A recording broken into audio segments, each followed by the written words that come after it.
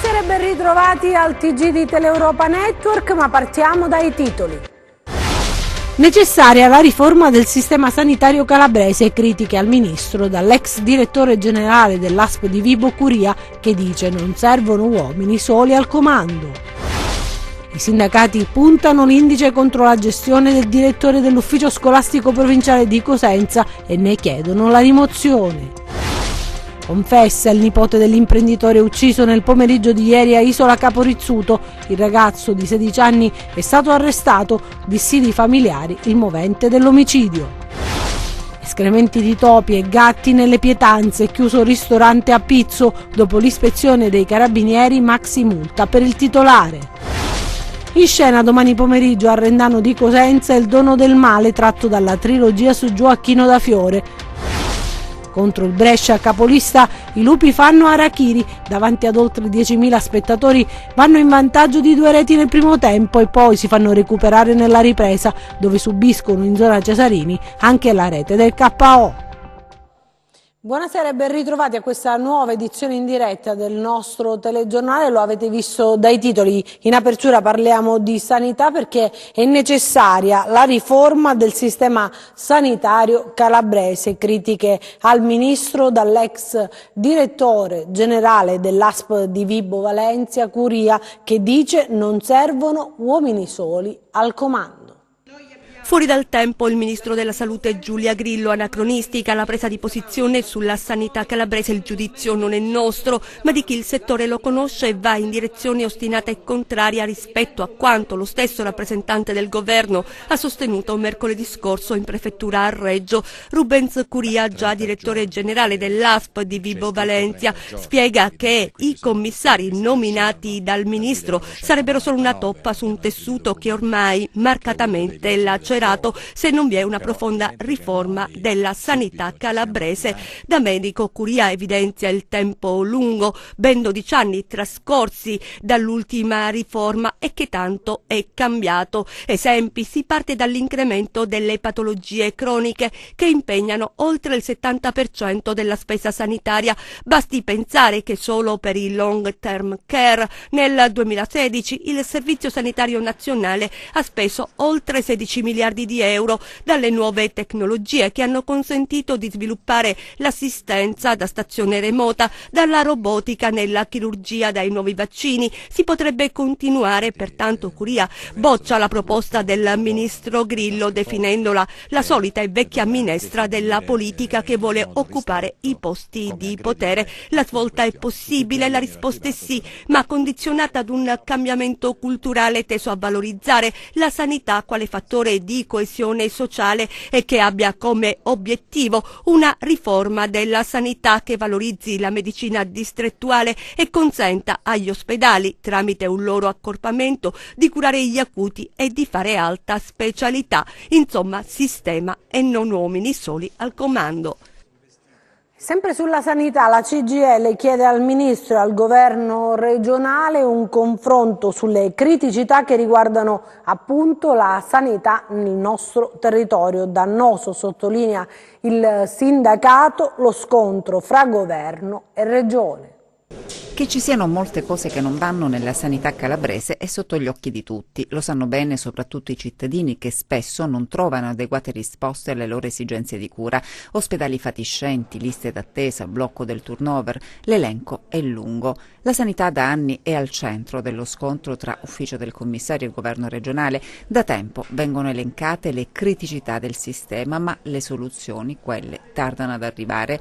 Oggi in merito interviene la CGIL. Sulla sanità in Calabria siamo alle solite, si continua ad spettacolarizzare il deficit, il degrado nella sanità calabrese solo per ragionamenti politici. Servono in Calabria risposte, serve un confronto serio tra la struttura commissariale che è di emanazione del governo con la giunta regionale che non può continuare ad fare questo braccio di ferro sine die. Cioè, prima non andava bene Scura, adesso non va bene nemmeno questa triade commissariale. A pagare il prezzo più alto di questo scontro sono soprattutto i cittadini e gli operatori della sanità. La CGIL adesso dice basta a polemiche sterili e propone un confronto pubblico con la Regione e il Governo. Servirebbe un confronto invece che uno scontro tra il ministro che ha annunciato provvedimenti straordinari, decreti speciali, ospedali da campo, sembra di essere in Vietnam, quando invece servirebbe un po' di normalità, servirebbe un confronto serio, quindi convochi il ministro un confronto serio tra la giunta regionale, la struttura commissariale e le parti sociali calabresi per definire insieme un piano di rientro e un piano sanitario nuovo, si faccia seriamente una battaglia di legalità rispetto a quello che è stato anche la spesa, soprattutto nell'erogazione nel privato, si riaffermi la sanità pubblica. A noi non servono ospedali da campo, servono politiche nuove, efficienti, efficaci e ovviamente bisogna individuare una classe dirigente che eviti di utilizzare la spesa sanitaria come, diciamo, elemento di consenso con familismi, clientele. Parliamo di politica adesso, perché lunedì arriva in Consiglio regionale la legge che introduce la doppia preferenza di genere, un iter lungo e difficile, dice ai nostri microfoni Flora Sculco, firmataria della proposta. Lunedì approda, o meglio dovrebbe approdare in Consiglio regionale la proposta di legge sulla doppia preferenza di genere, una norma che, se approvata, permetterebbe l'elezione di un numero congruo di donne a Palazzo Campanella già dalla prossima legislatura. L'aria che tira tra i banchi dell'Assise però non sembra favorevole, pare siano in atto grandi manovre per affossare il provvedimento. Oggi l'unica donna in Consiglio regionale è Flora Sculco, firmataria della legge, dall'iter lungo e difficile. Sono passati quasi 4 anni da quando la proposta di legge che introduce la doppia preferenza nel sistema elettorale regionale calabrese, a mia firma, è stata presentata e licenziata dall'apposita commissione consigliare regionale. Quindi da allora ad oggi vi è stato un percorso tortuoso, difficile, carico di umori variegati che ne hanno ritardato appunto l'approdo in aula, a testimonianza anche del fatto che vi è stata e probabilmente vi è una resistenza rispetto all'introduzione di meccanismi legislativi così innovativi che possano facilitare l'accesso delle donne alle cariche elettive. Io spero che l'11 queste resistenze possano essere superate definitivamente o quantomeno affievolite, mitigate, anche perché sarebbe arrecare una grande delusione al popolo calabrese, alla stragrande maggioranza del popolo calabrese, quindi non solo le donne, che ritengono che una maggiore e magari compiuta democrazia paritaria nella nostra regione è anche questa una precondizione per la crescita democratica, sociale, civile e culturale della nostra terra. Quindi si richiede al Consiglio regionale l'11 marzo un passo importante verso la strada del cambiamento e del rinnovamento. Adesso vediamo la nostra pagina politica.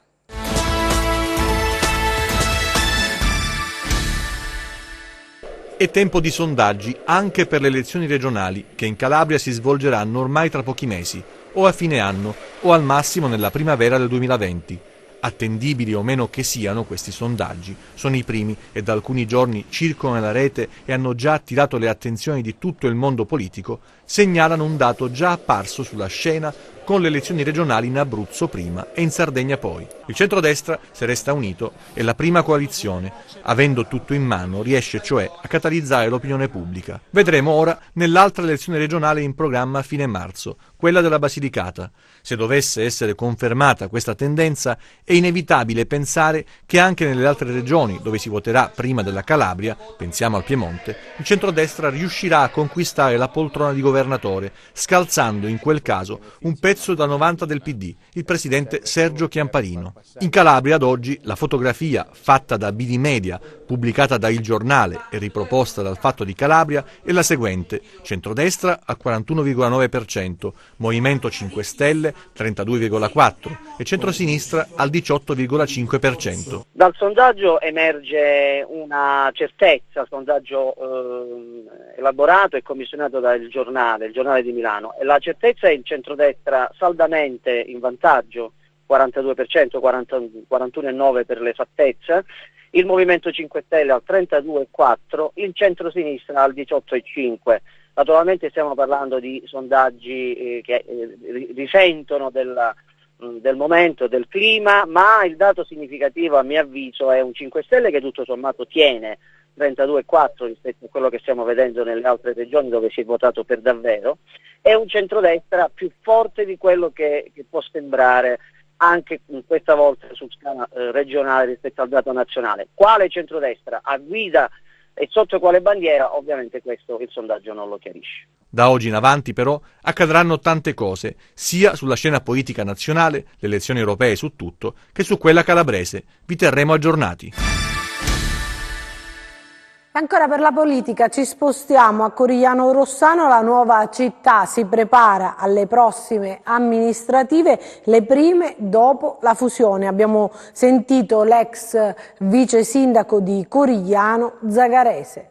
Manca poco all'appuntamento elettorale che vedrà impegnata la città di Corigliano Rossano. Cosa ha lasciato in qualità di amministratore e come ha valutato un anno di commissariamento? È quello che abbiamo chiesto all'avvocato Aldo Zagarese, ex vice sindaco della città bizantina, nuovamente impegnato in questa tornata elettorale. Così come ho iniziato il mio percorso da amministratore, ho finito, tra virgolette, il mio percorso in amministrazione Rossano con grande serenità, grande entusiasmo, perché noi sostanzialmente come amministrazione uscente abbiamo optato di votare serenamente favorevoli rispetto alla proposta di fusione, proprio perché sapevamo che stavamo lasciando il nostro posto di amministratori per qualcosa di molto più grande. Non muovo critiche ai commissari, perché i commissari non sono figure politiche, sono figure giustamente che devono governare, traghettare le due città in un percorso molto impegnativo, perché oltre a dover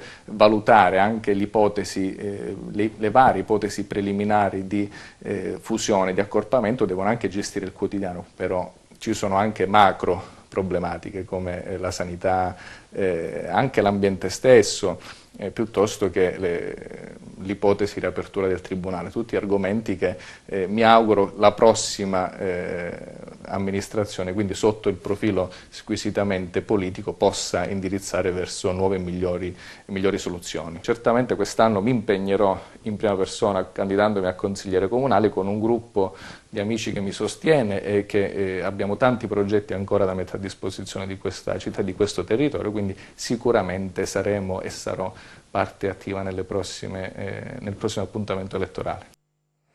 Adesso parliamo dei sindacati che puntano l'indice contro la gestione del direttore dell'ufficio scolastico provinciale di Cosenza e ne chiedono la sua rimozione. Per i sindacati, il direttore dell'ufficio scolastico provinciale di Cosenza, Luciano Greco, va rimosso. Nel mirino delle organizzazioni sindacali di categoria la gestione amministrativa. E così, mentre il prefetto ha convocato per il 13 marzo prossimo un vertice per affrontare la situazione che riguarda i lavoratori dell'ufficio scolastico provinciale, i sindacati denunciano gravi criticità nella gestione. La situazione all'ATP di Cosenza è abbastanza caotica, farraginosa dal punto di vista amministrativo. Non riguarda solo eventualmente i lavoratori all'interno che sono oberati di lavoro e di un lavoro eccessivo. L'ultimo dato, l'organigramma predisposto dal dottore Greco, che va in una direzione di scompaginare un po' tutte quelle che sono le attività amministrative dovute all'interno dell'ATP. Il problema è che il dottore Greco, per quanto è dato sapere, ha adottato un sistema gestionale abbastanza complicato, complesso, difficile, che non ha portato alle soluzioni che i lavoratori, quindi i docenti, ma soprattutto anche gli studenti si attendono da un ATP come quello di Cosenza, che è uno dei più grandi della nostra regione. I sindacati chiedono dunque la rimozione dell'attuale direttore dell'ufficio scolastico provinciale e la nomina di un nuovo dirigente. Nel momento in cui il dottore Greco dovesse essere rimosso, sospeso o quant'altro, noi chiediamo che ci sia una figura esterna che possa prendere il posto del dottore Greco per cominciare a dare un atto di trasparenza che sia funzionale a una gestione amministrativa trasparente, lineare, pulita, organica, ovviamente dove non ci siano più le classiche azioni, come dire, di facile accoglimento di istanze amichevoli, amicali o quant'altro, ma che ci sia un processo di ricostruzione all'interno dell'ATP di Cosenza che possa vedere e garantire tutte le organizzazioni sindacali il massimo dell'accesso agli atti che sono di competenza dell'ATP di Cosenza. Adesso la pagina di cronaca. È stato arrestato questa mattina il nipote sedicenne di Giuseppe Caterisano. Il ragazzo ha confessato di aver ucciso lo zio ieri pomeriggio a Isola Caporizzuto. Il movente del delitto sarebbe da ricondurre a dissidi familiari che andavano avanti da anni.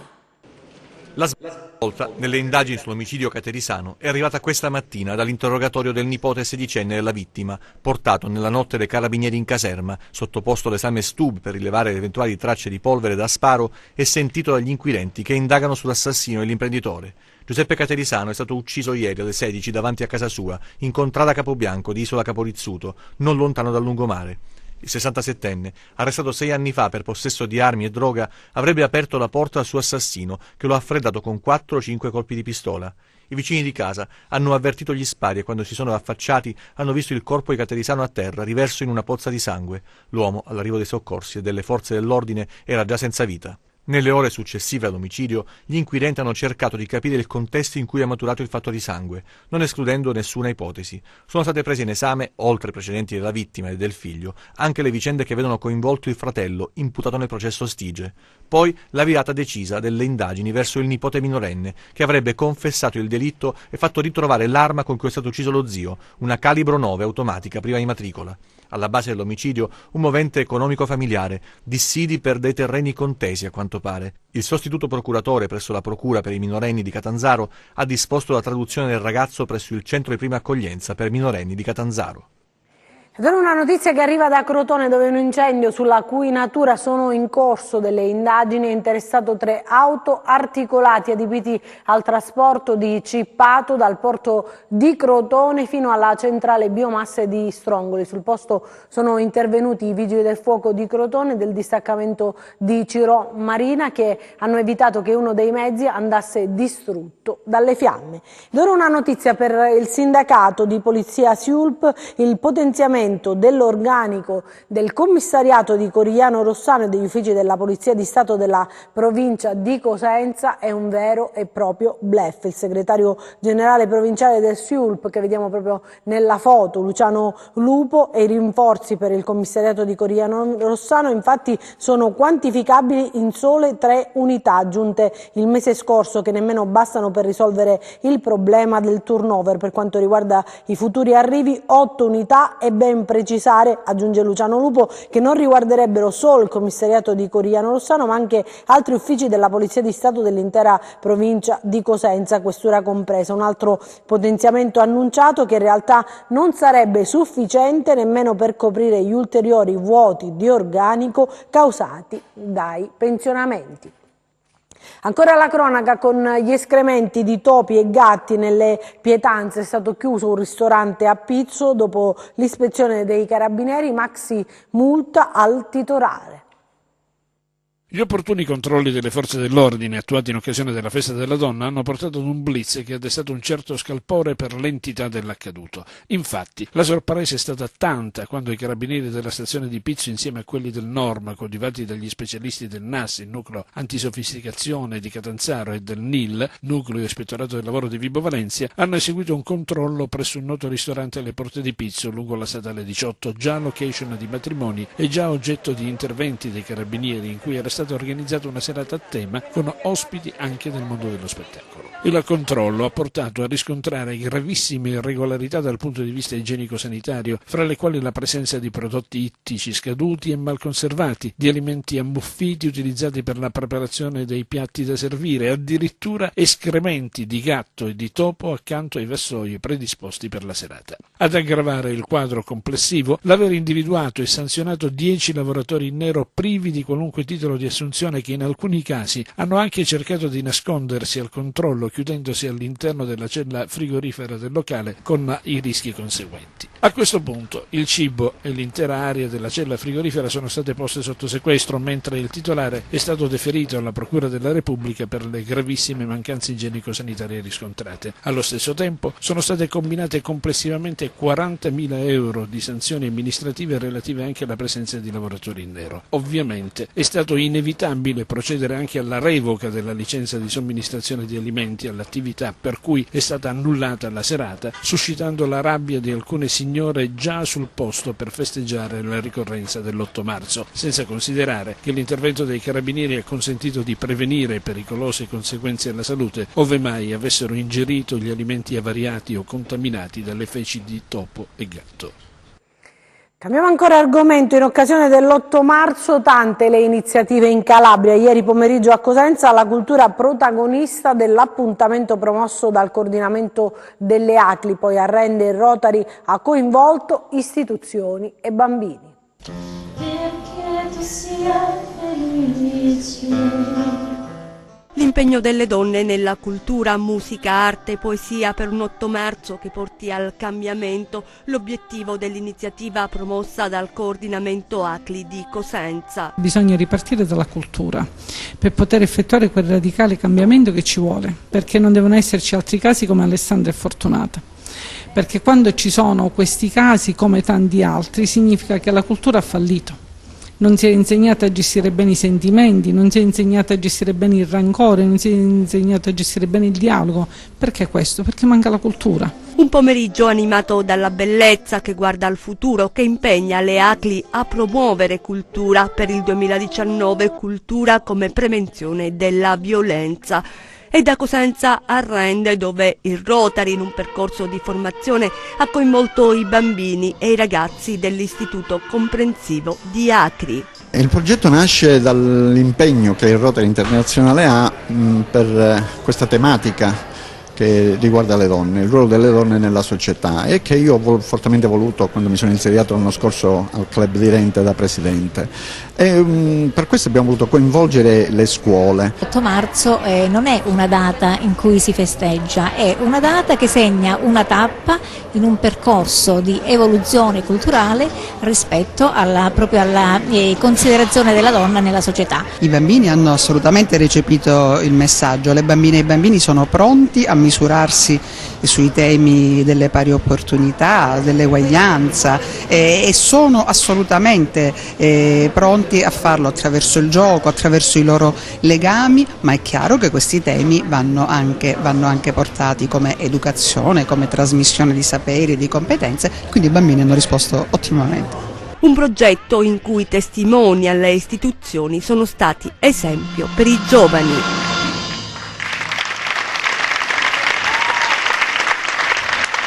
Parliamo adesso di spettacolo, perché in scena domani pomeriggio al Rendano di Cosenza ci sarà Il dono del male, tratto dalla trilogia su Gioacchino da Fiore.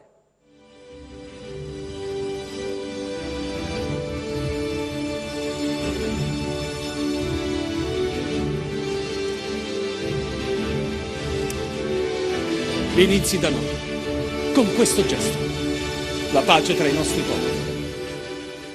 Adriana Toman, domani al Teatro Rendano di Cosenza di scena Il dono del male, inserito, lo ricordiamo, nella trilogia giachimita, Gioacchino da Fiore, l'abate di spirito profetico dotato, come ricorda Dante, è ancora attuale, e poi la trasposizione che dal libro arriva sul palcoscenico. Il dono del male, in cui Gioacchino da Fiore è interpretato sempre da Marco Silani, poi abbiamo Riccardo Cordileone che viene interpretato da Antonio Francesco Conti, poi Umberto Silani che si cimenta col ruolo del principe di Francia Filippo II, e abbiamo una splendida Mariana Lancellotti che interpreta Giovanna d'Inghilterra. Un contesto nel quale si muove una fake news ante litteram che si è consumata, a mio parere, nel 1190, perché Riccardo Cordileone, in partenza per le crociate, ha voluto sentire Gioacchino Gioacchino da Fiore per avere una profezia, ma quello che poi il biografo di Riccardo Cordileone ha scritto è diverso probabilmente da quello che è stato detto, perché Gioacchino era contrario alle crociate e invece il resoconto scritto da Ruggero Daudin, che era il biografo, è completamente diverso. Quindi per chi ha conosciuto la figura di Gioacchino da Fiore ci si rende conto subito che non è possibile che abbia benedetto la crociata. E poi Gioacchino da Fiore ci fa sentire tutti quanti un pochettino più piccoli in questo momento, perché nella sua profezia parla anche di un dono del male. E qual è il dono del male? Bisogna venire al teatro domani a Rendano alle 18:30 per scoprirlo. Mostrerò loro che la pace non dipende dal nome di Dio, ma da chi e come lo rappresenta in terra. Parliamo adesso di sport, di calcio, perché contro il Brescia capolista i lupi fanno harakiri davanti ad oltre 10.000 spettatori, vanno in vantaggio di 2 reti nel primo tempo e poi si fanno recuperare nella ripresa, dove subiscono in zona Cesarini anche la rete del KO. È un Cosenza dai 2 volti che davanti al pubblico delle grandi occasioni, complice anche una bella giornata primaverile, va in vantaggio di 2 reti nel primo tempo e poi nella ripresa non solo si fa pareggiare ma subisce nell'extra time la rete del KO. Un vero e proprio harakiri dei lupi che nei primi 45 minuti annichiliscono la capolista grazie alle giocate di Tutino ed Embalo, ed è proprio il primo a mettere i brividi ai bresciani all'8° minuto, bordata da fuori aria, l'estremo Alfonso devia in corner. Trascorrono poco meno di 10 minuti e Bruccini sblocca il risultato, il suo tiro da fuori aria trova una deviazione vincente e si insacca alle spalle del numero 1 delle rondinelle.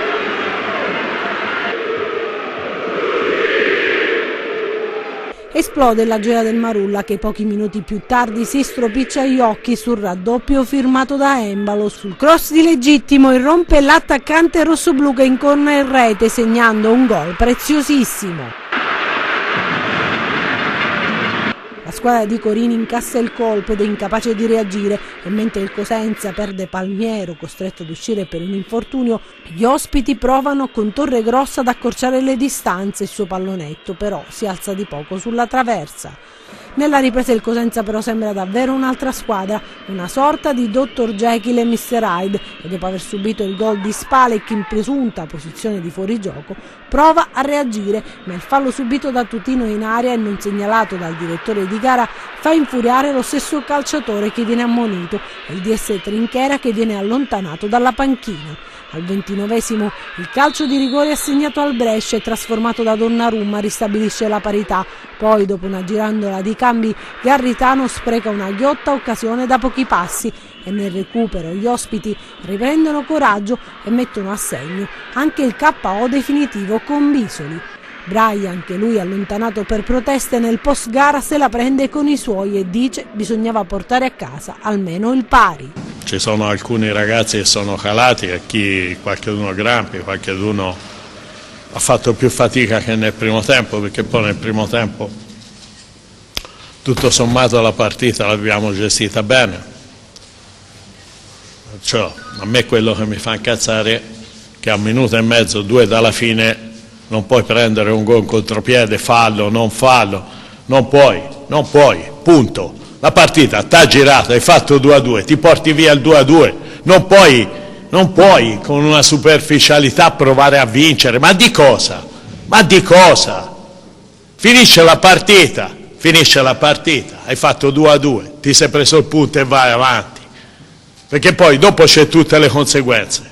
Più tranquillo e sereno mister Corini, che con il successo di oggi consolida il primato. Cosenza è un'ottima squadra, ha dimostrato anche oggi, c'era un'atmosfera bellissima allo stadio, la squadra gioca molto bene, sapevamo che avremmo incontrato difficoltà e siamo stati bravi a rimanerci dentro le difficoltà e a uscirne un pezzo alla volta stando in partita, e dunque sono veramente orgoglioso di quello che hanno fatto i miei giocatori, perché non era facile, perché il Cosenza è un'ottima squadra, tra l'altro gioca molto bene, avendo giocatori tecnici in contrattacco rapido, e dunque rimontare 2 gol e andare a vincere alla fine è un segnale di grande forza che abbiamo dato a noi stessi prima di tutto e anche al campionato. E domani sempre in Serie B in campo scenderà il Crotone di scena a Salerno, invece in Serie C il Catanzaro ospiterà il Catania e rende invece la Sicula Leonzio però al Razza di Vibo Valencia, e la Regina sarà di scena a Pagani, riposerà invece la Vibonese. Vediamo adesso le previsioni del tempo.